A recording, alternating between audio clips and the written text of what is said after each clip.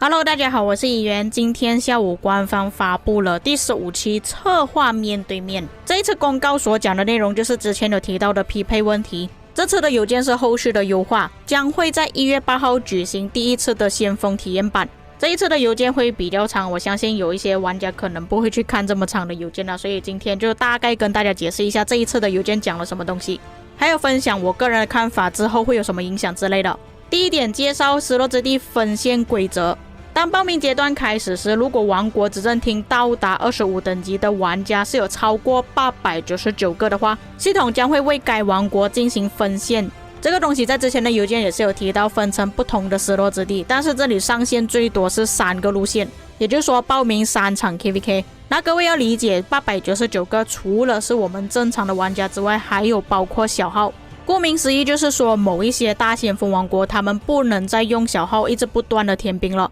他们只能招募一些正常的玩家进入失落之地，不能再带大量的小号玩家进去填兵了。每条路线可以独立参与后续的剧本匹配。失落之地战斗且同一个王国不同的路线不会进入到同一个失落之地，也就是说不会打到自己的王国队友。每个路线国王都要选择统领去管理路线，国王跟统领都要确认出战名单，包括联盟、个人名单。每条分线国王与统领能够分配的执政官名额为上限800个。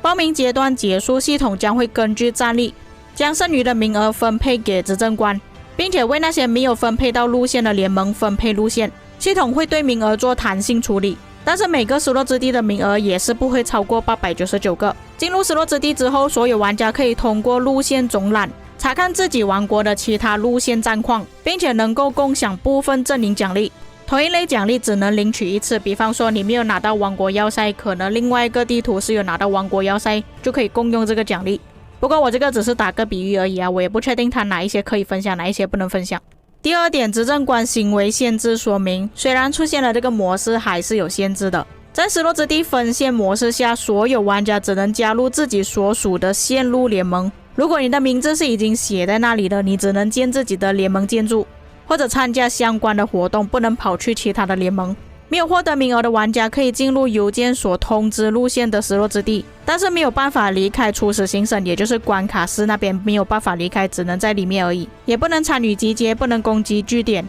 修建以及增援据点，这种行为全部都会受到限制。这个限制除了是管理一些捣乱的玩家之外，也是避免有一些王国他们会找其他的联盟进去偷偷帮忙之类的，所以官方会限制也算是合情合理。最后就是如果你是参加8月1号的先锋体验版，会获得什么奖励？它是所有执政厅是已经到达25等级的玩家都会获得，但是必须要成功匹配才可以拿到啦。里面的奖励我个人觉得其实有点垃圾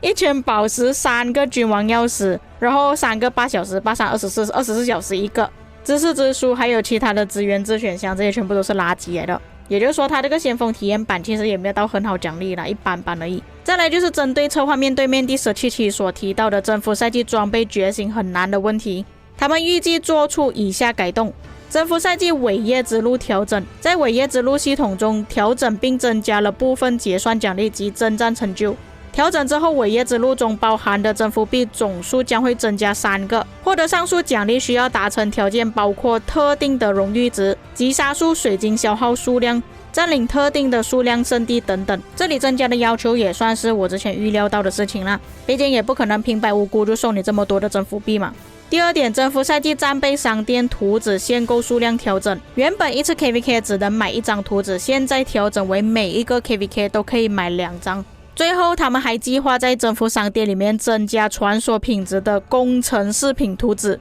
但是这里所提到的调整会将在今年3月5日的时候才会正式生效。现在也算是暂时给大家做个预告，你们可以提前准备好你们的征服币，之后可以去买到更多的图纸。先说一下 KVK 匹配的事情那讲真的，它现在出现的是刚刚好，因为960其实预计是在1月8号就要报名 KVK， 有可能会遇到1093，那1093的人数是比960还要多出很多的，也就等于说1093可能那边的玩家并不会这么多，就算玩家很多也不会有这么多的消耗，某个程度上来说是好事情来的。并且960跟93约战呢是在很早之前就已经约了，但是因为之前93他们报名比较早结束 KVK 也比较早的关系，所以一直在等着960。为什么这2次93都是选择报名 KVK？ 都是因为他们已经进入到强制报名阶段了，他们是已经失败报名2次了，包括今天早上看到他们报名英雄战歌也是匹配失败了。然后我去检查了一下，现在还没有报名 KVK 的先锋王国，或者是还没有匹配成功的先锋王国，其实真的没有几个了。而且更糟糕的情况就是有大多数的先锋他们都已经匹配成功了，包括今天所看到的。那你们可以看到这2张地图，大多数的先锋王国都分配在里面了，还有包括1034也是匹配成功了。不过1034这个地图会比较特别一点了，上次 KVK 的对手或者是队友全部都在里面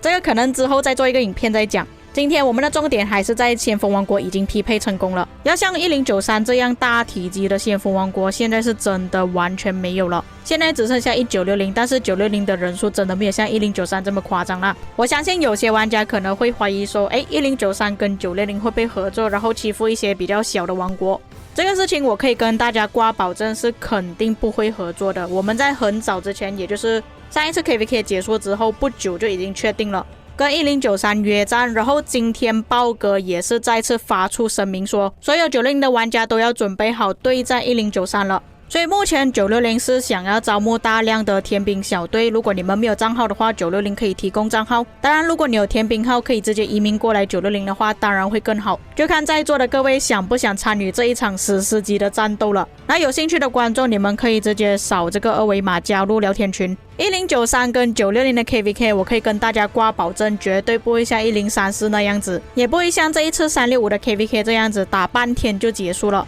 这2个王国分别就是国际服最强的防守跟国际服最强的进攻，矛与盾的对决到底谁会获胜呢？那当然我现在也只是口嗨而已啦，因为官方还没有匹配成功的话也不知道会不会在一起如果官方他们做黑箱作业，这2个王国不会匹配在一起的话，这样就没有办法了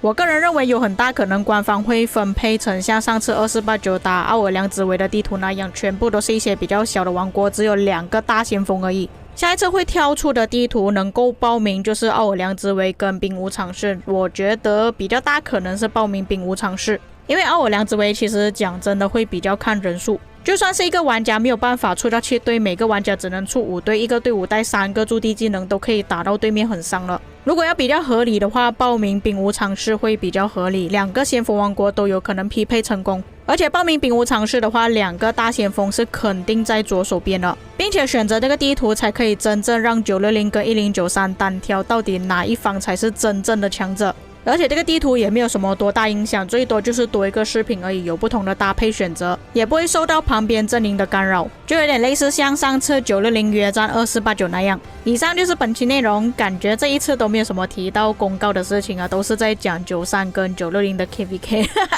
最后还是提醒一下各位，如果你们想要参与这一次的战斗的话，可以扫二维码加入微信聊天群，只要你想体验跟960大佬并肩作战的感觉就加入吧。以上就是本期内容，我们下个影片再见。